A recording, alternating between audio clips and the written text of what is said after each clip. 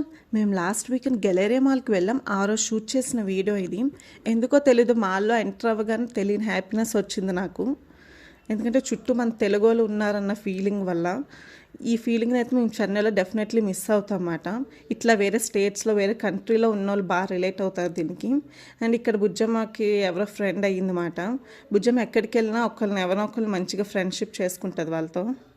And ఇక్కడ toy store ఉంటే అక్కడికి కూడా తీసుకొచ్చాము, ఏమైనా బుజ్జం చూస్తుంది అనేసి. అండ్ తర్వాత ఇంక టాకో బెల్కి వెళ్ళామాట. అండ్ మెయిన్లీ బుజ్జం కొంచెం ఎంగేజ్ అవుతుంది, ఇంకా మేము కూడా ఫుడ్ ఏమైనా తిందాము అనేసి మాల్కి వచ్చామన్నమాట. తర్వాత టాకో బెల్స్ తీసుకున్నాం మేము.